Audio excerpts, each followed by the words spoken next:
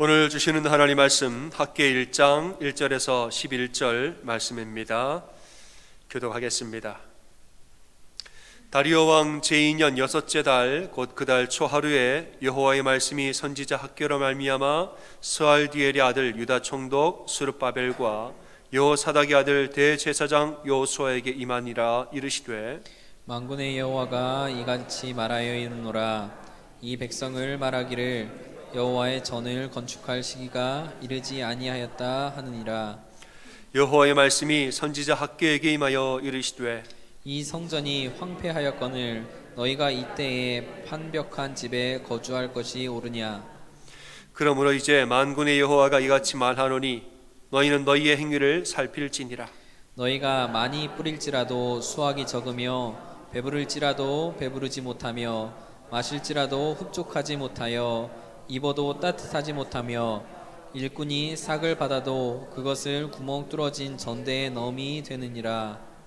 만군의 여호와가 말하노니 너희는 자기의 행위를 살필지니라. 너희는 산에 올라가서 나무를 가져다가 성전을 건축하라. 그리하면 내가 그것으로 말미암아 기뻐하고 또 영광을 얻으리라. 여호와가 말하였느니라. 너희가 많은 것을 바랐으나 도리어 적었고 너희가 그것을 집으로 가져갔으나 내가 풀어 버렸느니라. 나 만군의 여호와가 말하노라. 이것이 무슨 까닭이냐. 내 집은 황폐하였으되 너희는 각각 자기의 집을 짓기 위하여 빨랐음이라. 그러므로 너희로 말미암아 하늘은 이슬을 그쳤고 땅은 산물을 그쳤으며 내가 이 땅과 산과 곡물과 새 포도주와 기름과 땅의 모든 소산과 사람과 가축과 손으로 수고하는 모든 일에 한재를 들게 하였느니라. 아멘. 우리가 이제 지난 한 주 동안에 에스라 말씀 통해서 특별 새벽기도 말씀 나눴습니다. 이제 포로에서 돌아오고 또 성전을 짓기 시작하는 이런 이야기를 좀 나눴죠. 포로에서 돌아온 백성들이 성전 건축을 이제 시작을 합니다. 시작을 했는데 건축을 시작하니까 주변에서 온갖 방해들이 다 시작이 됐다는 거지요. 안과 밖으로 방해가 많은데 안쪽으로는 이 포로로 끌려가지 않았던 사람들, 바벨론의 포로로 안 끌려가고 그 땅에 남아서 살던 사람들이 이제 포로에서 돌아온 사람들이 성전을 지으려고 그러니까 싫다는 거예요. 바벨론 포로에서 돌아온 사람들이 이제는 성전을 건축하자 하는데 있었던 사람들이 싫어하는 거예요. 본인의 권력이 빼앗기는 것, 이런 것들 때문에 자체적으로 갈등이 있었습니다. 또 밖으로는 주변에 있는 원수들이 다 싫어했습니다. 저 사람들 저거 성전 짓고 성벽 다 짓고 하면 우리한테 해가 된다는 거지요. 그래서 아주 관리들한테 뇌물을 주어서 공사를 못하게 막아버리고 또 페르시아 왕에게 편지를 보내서 저 사람들 공사 끝나면 우리 왕에게 세금을 안 낼 겁니다. 저 중단시키십시오. 이런 편지를 받으니까 페르시아 왕이 공사를 중단하라고 명령을 내렸단 말이죠. 이것이 이제 에스라 4장까지 우리가 지난 한 주 동안에 나눴던 말씀입니다. 이제 이 상태로 공사가 중단된 상태로 16년이라는 세월이 흐릅니다. 16년이 지나서 여전히 공사를 못하고 있는 것이죠. 그래서 이제 오늘 학개 말씀 봤지만 하나님이 학개의 선지자를 보내서 이 공사를 성전을 다시 지어라, 이 말씀을 하려고 학개 선지자를 보내서 말씀을 대언하십니다. 1절과 2절에 보니까 만군의 여호와가 이같이 말하여 이르노라.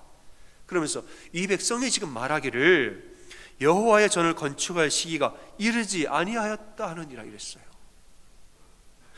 지금 공사를 왜, 성전 건축을 왜 다시 하지 아니하는가 알아봤더니 백성들 마음속에서 아직 때가 아닌 것 같은데요, 때가 아닌 것 같은데요, 지금의 때가 아니다, 때가 아니다 하고 차일피일 자꾸 미루고 있다는 것이에요. 왜 이렇게 미루고 있나? 4절에 보니까 미루는 동안에, 성전 공사를 미루는 동안에 본인들은 판벽한 집에 거주하였다. 판벽한 집이라는 것은 대충 지은 집이 아니라 제대로 지은 집이라는 뜻이 있습니다. 가건물이나 엉성하게 지은 집이 아니라 제대로 잘 지은 집이 판벽한 집이에요. 성전은 차일피를 미루는 동안에 본인들이 살 집을 잘 지어놨다 이겁니다. 그러면은 우리 살 집을 잘 지었으니까 이제는 편안하게 살아야겠죠. 백성들이 편안하게 살았는가? 뭔가 좀 문제가 많았다는 거예요. 그 이유는 알 수 없는데 이상하게 자꾸 삶에 문제와 부족함이 자꾸 있었다는 것이지요. 6절에 보니까 씨는 많이 뿌리는데 수확이 적었고 먹을지라도 배부르지 않고 마실지라도 흡족하지 않고 입어도 따뜻하지 않고 삭슬 받아도 구멍 뚫린 전대에 넣은 것처럼 술술술 새어버리더라. 이렇게 말을 합니다. 성전을 안 세우고 내 살 길을 찾아서 열심히 찾아갔으면 모든 게 풍요로워야 하는데 그렇지 않더라는 거예요. 먹어도 배고프고 마셔도 흡족하지 않고 뭔가 자꾸 들어오긴 들어오는데 구멍 뚫린 전대처럼 술술술 다 빠져나가더라는 것이죠. 왜 이럴까 궁금해하던 차에 하나님 말씀하시기를 너희는 자기의 행위를 살펴보라 이랬습니다. 왜 그럴까 정말 너희들 한번 생각해 보라고. 왜 이럴까? 왜 너희 마음에 공허합니까? 왜 자꾸 뭔가 될 것 같은데 안 되는 그 이유가 뭘까에 대해서 다시 한번 너의 행위를 돌아보라 말했습니다. 그러면서 하시는 말씀이 성전은 황폐한데 너희는 반벽한 집에 거주하는 것이 옳으냐? 내 집은 황폐하였으되 너희는 자기 집을 짓는데 빨랐음이라 말해요. 그래서 하나님이 그들의 소산을 훅 하고 불어버리시고 농작물에는 한재가 들게 하였다 말하고 있습니다. 성전을 짓는다는 것은 그냥 공사 자체를 말하는 것이 아니에요. 우리 인생의 내 삶의 영혼의 중심에 하나님을 1순위로 모시는 온전한 신앙을 세우는 것, 이게 성전을 짓는 겁니다. 하나님에 대한 신앙을 온전히 갖지 아니하고 다른 걸 하니까 먹어도 배가 고프고 마셔도 흡족치 아니하고 벌어도 다 새나가고 뭔가 공허함이 있다라는 거죠. 물론 백성들도 할 말이 있습니다. 아니 하나님 형편이 안 되니까 못 짓는 거지 우리가 그냥 못 짓습니까? 형편이 안 돼서 못 짓는 겁니다. 우리 집이야 그냥 지으면 되지만 성전인데 성전을 잘 지어야 될 것 아닙니까? 잘 지어야 되는데 잘 지을 형편이 안 되니까 차일피를 미루는 거 아닙니까? 할지 몰라도 하나님 마음 이런 것이죠. 누가 솔로몬의 성전처럼 그렇게 화려하게 지으라고 그랬느냐? 그렇지 않다는 거예요. 초라하더라도 너희의 진심을 하나님 중심의 신앙을 먼저 세우는 것이 먼저지 누가 화려하게 지어달라는 거냐요. 그런 건 아니라는 거죠. 여러분 솔로몬이 성전을 지을 때는 이스라엘이 말하자면 그 역사에서 가장 강성할 그 시기였습니다. 주변의 나라들이 반대하는 나라가 아무도 없어요.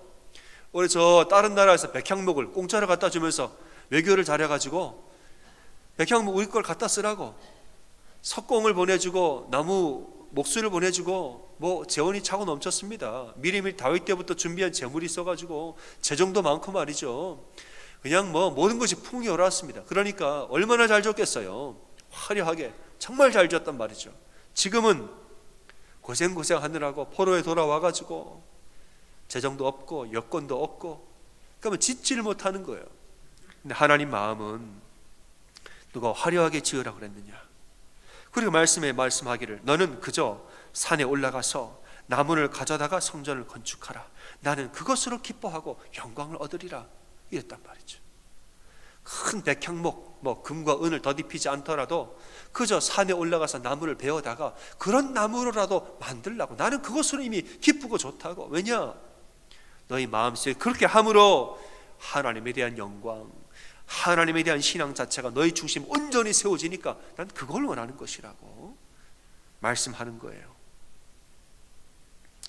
또 백성이 말하죠. 아니 왕이 금지하는데 어떻게 짓습니까? 페르시아 왕이 공사 중단하라고 명령을 내렸는데 우리가 어찌 짓습니까? 할지 몰라도 여러분 세상의 주관자는 하나님이십니다.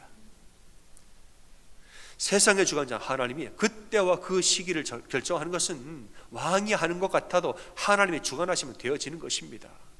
포로 생활 70년 끝내고 너희 포로 70년만 갔다 오고 돌아와라. 모든 시기를 하나님 정하시고 고레스 왕을 통하여서 감동시켜서 하나님 주권을 역사하셨다는 것이죠. 지금 성전을 지을 때가 되었으면 하나님 역사하실 줄 믿는 것이지 그런데 그 시기가 우리가 판단하는 문제 아닙니다. 때와 시기는 하나님이 정하시고 우리는 순종할 때에 하나님이 다 역사하시는 줄로 우리는 믿는 것입니다. 이들이 공사를 미룬 것에 대해서 하나님이 좀 마음이 많이 아프셨던 것 같아요. 왜냐? 이 사람들이 누굽니까? 지금 이 성전 지으라고 말한 이 사람들이 누구냐는 거죠. 이 사람들은 바벨론 포로로 살다가 이스라엘로 돌아온 목적이 뭡니까? 이 사람들은 다른 거 없어요. 성전 지으려고 돌아온 사람들이에요. 바벨론에서 그 먼 거리를 고생고생하면서 예루살렘까지 도착한 이유가 뭐냐? 하나님의 감동하심을 받아서 우리가 예루살렘의 성전을 회복하자고, 성전을 회복할 사명과 목적을 가지고 온 사람들인데, 도착해서 정말 처음에는 정말 하던 것 같더니 방해가 있으니까 이 열정 다 사라져 버렸다 이 말이에요. 그리고 16년이 흘렀습니다. 하나님 마음이 아픈 거예요. 마음이. 너네들은 그러면 안 되지 않느냐는 거죠. 하나님이 2절에 보니까 그 사람들 이 백성이라고 불렀어요. 이 백성. 여기 하나님 마음이 들어가 있는 겁니다. 하나님은 대개는 백성들을 부르실 때 내 백성이라고 부르지 이 백성이라 안 그럽니다. 내 백성이래. 그런데 오늘 본문에는 아이고 이 백성들이 이랬단 말이에요. 뭔가 좀 마음에 안 드시는 겁니다. 여러분, 이 사람들 처음에 돌아왔을 때 말씀해 보니까 제사를 드리자라고 했더니 일제히 모여서 제사를 드렸다. 일제히라는 말은 like a man, 한 사람처럼 한 마음과 한 뜻으로 모여서 예배를 드렸더라. 그런데 원어의 의미를 보면 주변 사람들이 그때도 무서웠습니다. 지금도 무섭고 밖에도 원수들은 그때나 지금이나 있었던 것이죠. 그때에도 주변의 원수들이 무서웠습니다. 방해를 할까 봐. 그런데 모든 두려움을 이기고 그럼에도 불구하고 일어나서 하나님 앞에 제사를 드리고 큰 소리로 외치고 이렇게 성전의 기초를 놓았던 사람들이에요. 그런데 안과 밖으로 엄청난 저항이 일어나니까 그런 담대함들은 다 사라지고 그냥 다들 자기 먹고 사는 일만 16년째 이렇게 하고 있는 것 아닙니까? 이들이 어쩌다가 이렇게 되었는가? 이것이 하나님 아버지의 안타까운 마음이죠. 저는 이러한 상태를 제 표현입니다만은 저는 타담한 장작의 상태라고 저는 말합니다. 타담한 장작이에요. 장작에다 불을 한번 붙이면 확 하고 타지요. 타는데 불이 한번 붙었으면은 장작이 다 타가지고 새까만 숯이 되든가, 숯이 되면 유용한 일입니다. 숯이 되면 숯대로 쓸 일이 있어요. 안 그러면 정말 다 태워가지고 끝까지 태워가지고 재가 되든지 재도 쓸모가 있습니다. 그런데 아니 타다가 만 장작은 숯도 아니고 재도 아니고 불을 붙이기가 더 어렵습니다. 타다만 장작은 물이 한번 훅 부어져가지고 불이 꺼지면은 다시 불 붙이기가 더 힘듭니다. 마른 장작보다 더 힘든 거예요. 쓸모가 없으니까 버림받는다 이겁니다. 여러분, 우리 마음이 그럴 때가 있죠. 마음에 한번 하나님의 은혜가 임해가지고 우리 마음에 불이 한번 확 붙어가지고 심령이 뜨거울 때가 있습니다. 그런데 뭐 이런저런 방해가 시험과 유혹이 들어가지고 마음이 훅 하고 또 꺼질 때가 있습니다. 이런 상태로 신앙의 줄 한번 딱 놓게 되면은, 기도줄 한번 딱 놓게 되면은 아이고 회복이 잘 안 된다는 겁니다. 저는 팬데믹 2년 반 정도 더 지났습니다만은 정말 우리가 주님을 예배합시다라고 막 얘기를 하다가 팬데믹이 오는 바람에 아이고 이것하고 저것하고 뭐 하다가 그냥 신앙의 끈을 놓쳐버린 거예요. 놓쳐버렸는데 이거 잡으려고 됩니까? 잘 안 되죠. 타담한 장작은 잘 안 되는 거예요. 근데 여러분, 사람의 힘으로 여기에 불을 붙이면 잘 안 될지라도 하나님이 불을 내리시면 얼마든지 다시 붙는 줄로 여러분 믿으시길 바랍니다. 사람의 힘으로는 이 불을 다시 붙이기 힘드나 하나님 말씀이 그들 가운데 임하고 하나님의 영이 그들 가운데 부어질 때는 다시 타오를 수가 있다는 거예요. 백성들이 열정을 가지고 뭘 하려다가 불이 훅 꺼졌어요. 16년이 지났는데 어떻게 다시 타오르느냐? 학기의 선지자가 하나님 말씀을 그 심령들에게 선포하고 하나님의 영이 그들 가운데 임하니까 다시 한번 불이 타올랐다는 거예요. 예수님의 제자들이 처음에 예수님 만났을 때 이 사람들이 뭔가 충격을 받았습니다. 예수님 말씀을 들어보니까 야, 이거 뭐 내가 옛날에 듣던 말씀이 아니거든요. 감히 보통 사람들 하는 말씀이 아닙니다. 예수님 하시는 사역을 보니까 야, 기적을 행하시고 대단한 일을 본 것입니다. 그래서 제자들 마음속에 예수님 처음 보고 마음에 불이 한번 확 하고 타올랐습니다. 야, 이분이 진정한 메시아구나, 이분이 진짜 메시아구나, 내가 한번 이분을 위해서 한번 내가 삶을 내가 던져버리라. 생업을 버려두고 가족을 뒤로 하고 정말 3년 동안 예수님만 따라 나왔단 말이에요. 불이 타올랐습니다. 이 속에서. 예루살렘에 들어갈 때 얼마나 대단했습니까? 6월절에 많은 사람 모였는데 예수님 들어갈 때 호산나 호산나, 다윗의 자손이요, 박수를 막 치면서 환호를 하고, 아마 그때는 진짜 대단한 일이 일어날 줄 알았어요. 예수님 성전에 들어가서 장사하는 사람들 내쫓고 대제사장과 정치인들, 권력자들에게 날카로운 비판을 할 때 진짜 예수님이 한번 이번에 세상을 한번 뒤엎을 줄 알았습니다. 아마 기대를 많이 했단 말이죠. 타올랐던 거예요. 그런데 한 며칠 동안 뭔가 좀 일이 잘 안 이상하게 돌아가더니 어느 날 밤에 예수님이 체포가 되더니 그 다음 날이야 죽으셨습니다. 이게 무슨 허무한 일이 어떻게 이렇게 허무합니까? 그렇게 불이 타올라서 예수님 정말 뭔가를 하실 줄 알았는데 어느 날 밤에 저녁에 잡히시고 그 다음 날 십자가 달리더니 돌아가셔 버렸어요. 제자들 마음에 누가 찬물을 끼얹은 것처럼 마음에 불이 한번 훅 하고 꺼졌다는 거예요. 불이 꺼지니까 제자들 다 도망가고 말이죠. 예수님 잡힌데 도망가고, 베드로는 난 저런 사람 모른다고 부인을 하고 말이죠. 다 불이 꺼져 버렸습니다. 이 사람들이 지금 타담한 장작 신세가 됐다는 거, 닥쳤던 게 어디를 쳐다봅니까? 지붕을 쳐다보는 격이 됐습니다.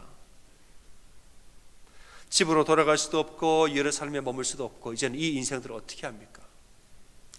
그들 중에 2명이 예루살렘을 떠나서 엠마 마을로 가고 있었다 그랬습니다. 예루살렘에 못 이겠다 해서 밖으로 나와 엠마 마을로 돌아가던 길에 거기서 부활하신 예수님 만났습니다. 예수님과 뭔가 이야기를 하고 예수님이 구약에 있는 말씀들 하나하나 풀어서 그들에게 알려주었다 그래서 말씀이 그 안에 들어갔는데 이 예수님 말씀이 메시아는, 진정한 메시아는 너네가 생각하는 메시아가 아니라는 거예요. 사람들이 생각할 때는 메시아는 승리의 메시아지라고 생각했지만은 말씀을 가만히 읽어주시면서 진짜 메시아는 고난받는 메시아라는 거예요. 아니 예수님 죽었는데 무슨 메시아냐? 죽었지 않냐고. 죽었으면 메시아가 아닌 거지. 그게 아니고 예수님 말씀은 너희의 죄를 위하여 대신 죽었으니까 진짜 메시아인 거라고. 이 말씀 하시니까 사람들이, 제자들이 이 말씀 듣더니 갑자기 다시 한번 말씀이 들어가니까 불이 확 하고 다시 타올랐다는 거예요. 예수님 말씀 들을 때 우리의 마음이 다시 뜨거워지지 아니하더냐, 마음에 불이 한번 다시 붙게 된 것이에요. 그리고 다시 예루살렘으로 돌아갔다 말했습니다. 소망이 없어서 떠나온 예루살렘으로 소망을 가지고 다시 돌아갔더라 말하고 있는 것이에요. 여러분, 신앙의 불이라는 거 한 번 꺼지면은 다시 붙이려고 해도 잘 안 붙습니다. 근데 이 불은 내가 붙이는 게 아니라 우리 하나님이 붙이실 때는 얼마든지 타오를 수 있음을 믿으시기 바랍니다. 내가 해야지. 내가 신앙을 회복해야 되는데 잘 안 돼요. 다음에 아직 때가 아니니라. 다음에 여러분, 다음이 아니에요. 내가 예배를 회복해야지, 내가 기도를 회복해야지, 내가 옛날에 안 이랬는데 이렇게 말하잖아요. 옛날에 안 이랬는데 내가 이 신앙생활 다시 온전히 해야지. 자기 힘으로는 안 됩니다. 여러분, 내 힘으로 안 돼요. 하나님의 은혜가 그 가운데 임할 때에 그때여 되어지는 줄로 여러분 믿으시기 바라요. 여러분, 우리가 정말 회복하길 원하신다면 혼자 가만히 있지 말고 어찌됐든 간에 예수님 앞으로 나오셔야 돼요. 믿으십니까? 정말 회복을 원하신다면 나 혼자 회복해야지, 그때가 되면 해야지, 이때가 되면 해야지, 나중에 지금은 시기가 아닌 것 같아, 더 좋은 때가 오겠지, 이것만 해결이 되면 저것만 해결이 되면 나 혼자 하려면 잘 안 됩니다. 여러분, 어찌됐든 간에 주님만 바라보고 주님 앞에 나와야 되는 것이에요. 그럴 땐 주님의 은혜가 나에게 임함으로, 주님의 말씀이 나에게 임함으로 내 안에 불이 다시 한번 붙게 되어지는 것입니다. 내 심령에 말씀이 들어가고 이 심령에 있는 기도들은, 이 심령에 있는 어둠들은 입술을 통해 기도로 나와야 되는 것이에요. 하나님 말씀이 내 심령에 들어가고 내 안에 있는 어둠들은 밖으로 내보내야 되는 것이에요. 인 앤 아웃이 돼야 됩니다. 은혜가 들어가고 어둠이 나가야 됩니다. 하나님의 은혜로 말미암아 은혜가 들어오고 어둠이 나아갈 때에, 이때에 우리가 회복이 되어지는 것이지, 나 혼자 가만히 그냥 돼야지 안 됩니다. 다음에 밖에 안 해요. 그러다 16년 흘렀다는 것입니다. 어떤 목사님이 고속도로를 운전하시다가 이제는 옆으로 다른 길로 빠지려고 갈림길로 돌아갔습니다. 갈림길은 되게 이제 동그랗게 꼬부라지죠. 속도를 줄이고 속도를 천천히 하면서 갈림길로 들어갔는데, 저 앞에 어떤 차가 갈림길에 속도를 줄이더니 덜렁덜렁 하더니 갈림길에 차를 서버렸다는 것이에요. 이 차가 서니까 뒷차도 서고 뒷차도 쭉쭉쭉 따라서다가 이 차가 저 고속도로 대려봉까지 나가버린 거예요. 이거 위험하지 않습니까? 사람들이 기다리다가 이게 안 되겠다 하고 문 열고서는 뛰어갔다는 거, 앞차로. 물어봤습니다. 선생님 왜 이러세요? 우리가 도와드릴게요. 타이어가 터졌습니까? 하는 말이, 아니요.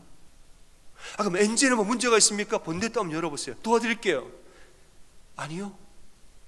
그럼 문제가 뭐예요? 빨리 얘기하세요. 급해요. 그랬더니 이거 뭐라는 줄 아세요? 죄송한데 기름이 다 떨어져서 그래요. 그랬다는 거예요. 기름이 고속도로를 타는데 기름이 없는 줄도 모르고, 죄송한데 기름이 다 떨어졌어요. 참 답답해가지고, 선생님 어떻게 하다가 기름 떨어진 줄도 모르고 고속도로를 탑니까? 했더니 하는 말이, 여러분 계기판 있잖아요. 계기판. 기름 얼마큼 남았으면 계기판. 죄송한데 이 차가 얼마 전에 계기판이 고장이 나가지고 내가 고쳐야 되는데 다음에 하다가 내가 거리를 알지, 계기판이 없어서 내가 알지, 다음에 자꾸 미루다가 이렇게 됐다는 거예요. 그 얘기를 하시더라고요. 여러분, 자꾸 미루고 다음에 안 됩니다. 여러분, 안 돼요. 그러다가 우리의 심령이 완전 멈춰버립니다. 우리의 마음고리에 뭔가 삶이 한번 삽이 될 때가 있다는 거예요. 여러분, 정말 회복을 원하신다면 여러분 때를 기다리지 말고 주님만 바라보고 결단하는 여러분 되시기 바랍니다. 회복이라는 것은 때를 기다리는 게 아니에요. 결단할 문제인 거죠. 그래서 저는 예배를 나오신 여러분들 보면은 저도 모르게 너무 잘하셨습니다, 이 말이 절로 나옵니다. 왜냐? 결단하고 나오신 거 아니에요. 집에서 다음 주에, 다다음 주에, 그 다음 주에, 다음 달에, 내년에요, 이 일만 아니에요 여러분. 결단하고 나오는 겁니다. 어떤 일이 있어도, 어떤 사정과 상황이 있다 할지라도 정말 여러분 주님만 바라보고 결단하고 나오는 거예요. 그러니까 오늘 예배에 나오신 여러분들 한번 또 인사하겠습니다. 너무 잘하셨습니다. 우리 인사 한번 하겠습니다. 너무 잘하셨습니다. 너무 잘하신 거예요. 이 백성들이 처음에 참 잘했던 것이 주님만 바라보는 거 참 잘했습니다. 에스라 3장에 보니까 제사를 시작할 때 일제히 한 마음으로 예루살렘에 모였더라. 번제를 드릴 때 원수들이 두려웠음에도 불구하고 모여서 제사 드리고 성전의 기초를 놓았더라. 주님 바라보기를 너무나 잘했던 거죠. 그런데 신앙생활 다시 시작해야지 하면 그때부터 여러분 시험과 유혹이 얼마나 많이 온지 모릅니다. 내가 정말 이번 주에 꼭 교회 가야지 결단했단 말이에요. 그럼 그때부터 생각이 안 나던 생각이 자꾸 납니다. 안 벌어지던 일들이 자꾸 벌어집니다. 그럼 다음 주에 꼭 교회 가야지. 또 일이 생겨 저게 생기고 자꾸 생긴다는 것이에요. 얼마나 시험과 유혹이 많은지 모릅니다. 여러분, 정말 회복을 원한다면 주변에 그런 상황들 보지 말고 오직 주님만 바라보고 오셔야 돼요. 왜 주님만 바라봐야 하는가? 주님은 우리를 반드시 선한 길로 인도하실 것이기 때문에, 우리에게 이 믿음이 있기 때문에 우리는 주님만 바라보고 나아가는 것이에요. 주님, 상황이 이렇게 많은데 주님만 바라봤다가 낭패를 보면 어떻게 합니까? 그런 염려를 왜 하냐는 거죠. 주님은 선하신 분이라 주님만 바라보고 나아가는 자는 어찌됐든 선으로 인도하시지 악한 길로 인도하시는 분 절대 아닙니다. 여러분 믿으시기 바랍니다. 여호와는 나의 목자시니 내게 부족함이 없으리로다. 그가 나를 푸른 풀밭에 누이시며 쉴만한 물가로 인도하시는도다. 내 영혼을 소생시키시고 자기 이름을 위하여 의의 길로 인도하시는도다. 내가 사망의 음침한 골짜기를 지날지라도 해를 두려워하지 않을 것은 주께서 나와 뭐 하세요? 함께 하심이라. 주의 지팡이와 막대기가 나를 안위하시나이다. 주께서 내 원수의 목전에서 내게 상을 차려주시고 기름을 내 머리에 부으셨으니 내 잔이 넘치나이다. 내 잔이 넘치지 내 잔이 부족하게 만드는 분이 아니에요. 내 평생의 선하심과 인자하심이 반드시 나를 따르리니 내가 여호와의 집에 영원히 살리로다. 이 말씀이 우리를 향한 하나님의 진심인 줄로 믿으시는 줄 믿습니다.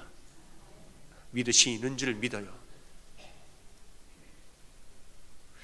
여러분 살다 보면 그럴 때가 있죠. 내가 몸은 바쁘게 사는데 왜 마음이 공허하지? 이럴 때가 있어요. 아니 이렇게 열심히 사는데 왜 공허하지? 재물은 계속 들어오는데 왜 갑자기 공허하지? 왜 안 모여지지? 물질적으로는 부족함이 없는데 내 마음은 시도 때도 없이 내가 왜 살아? 이런 마음 왜 들지? 주변에 사람들이 이렇게 많은데 왜 난 외롭지? 이런 마음이 들 때가 있어요. 요즘에 여러분 미디어가 참 많아졌습니다. TV도 있죠. 또 핸드폰도 있죠. 컴퓨터도 있죠.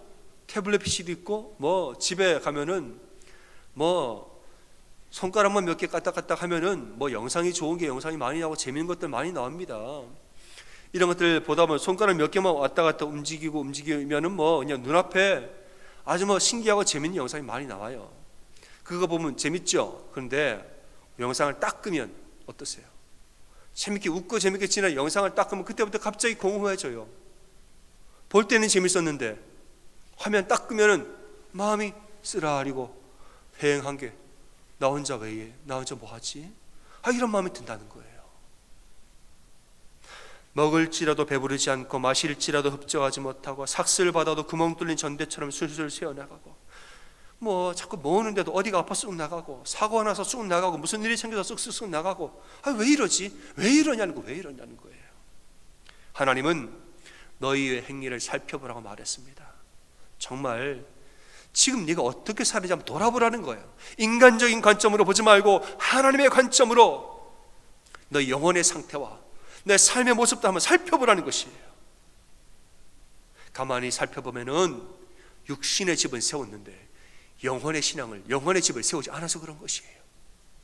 몸은 멀쩡한데 마음의 신앙이 흔들리는 것이죠. 이 안에 하나님이 주권자로 계시지 않는 것이에요. 하나님 중심으로 살아야 하는데 그렇지 않은 것이고 어떤 일이 있어도 주님만 바라봐야 되는데 자꾸 다른 거 바라보고 산다는 것입니다. 사단이 계속 방해를 하는 거예요. 다음에 해라. 여러분, 우리가 믿는 신앙이라는 것은 선택이 아니라 생명의 근원인 줄로 믿으시길 바라요. 우리가 믿는 하나님 선택사항 아니에요. 하나님 생명의 근원이세요. 목숨보다 귀한 게 있습니까? 우리 하나님 목숨이가 생명의 근원이십니다. 예배를 드릴까 말까? 여러분 예배를 드릴까 말까 왜 고민하세요? 예배는 생명인데. 다음에 여러분 숨을 다음에 쉬실 겁니까? 표현이 좀 이상하죠?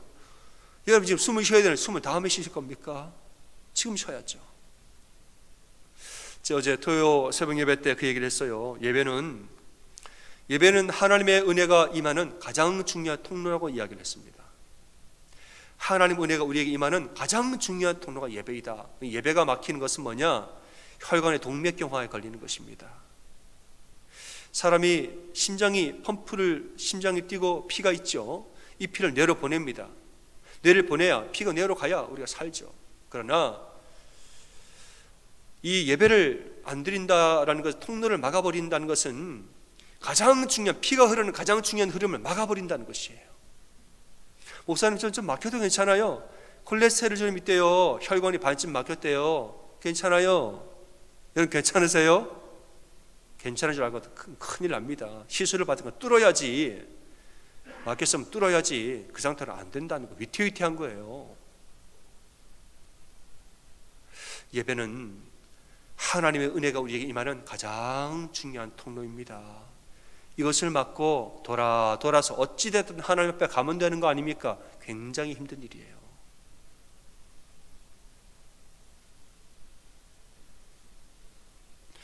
여러분, 우리의 신앙은 선택이 아니라 생명의 근원입니다. 그래서 신앙을 바로 세우는 거, 주일 예배 온전히 세우는 거, 주님 앞에 기도하는 기도줄을 바로 잡는 거, 이번에 특별 새벽 기간 동안에 특별 새벽 예배 나오는 거, 여러분 이거 다음에 하지 마세요. 이거는 생명의 근원. 그래서 뭐냐? 결단할 문제예요. 결단할 문제. 미룰 문제가 아니라 결단하고 주님만 바라보고 결단하고 나아가야 될 문제인 것이에요. 주님만 바라보고 나아갈 때, 먼저 그의 나라와 그의 의를 구할 때에는 하나님 다 채워주십니다. 내 잔을 부족하게 만들지 않아요. 다 채워지고 넘치도록 채워주시지, 우리 악한 길로 인도할 분이 절대 아니라는 것입니다. 여러분, 팬데믹을 지나서 우리의 신앙과 우리의 예배 좀 회복하기를 기도합니다. 세우다가만 성전들 이제는 다시 세울 때가 되었다는 것이에요. 우리만 세울 것이 아니라 주변에 함께하는 우리 이웃들과 사랑하는 사람들 함께 더불어 회복을 해야죠. 나만 회복하는 것이 아니라 너도 예배 회복하고 너다 같이 예배 드리자고 권면하고 기도해야 되는 것이에요. 여러분, 이번 특별 새벽기도 앞으로 남은 2주 동안을 지나가면서 나도 회복하고 너희도 회복하고 우리 함께 다 같이 회복하는 그런 은혜가 우리 모두에게 있기를 주님의 이름으로 축원합니다. 아멘. 옆에 분들에게 그렇게 격려하겠습니다. 기다리지 말고 결단합시다. 이렇게 인사하겠습니다. 기다리지 말고 결단합시다. 아멘.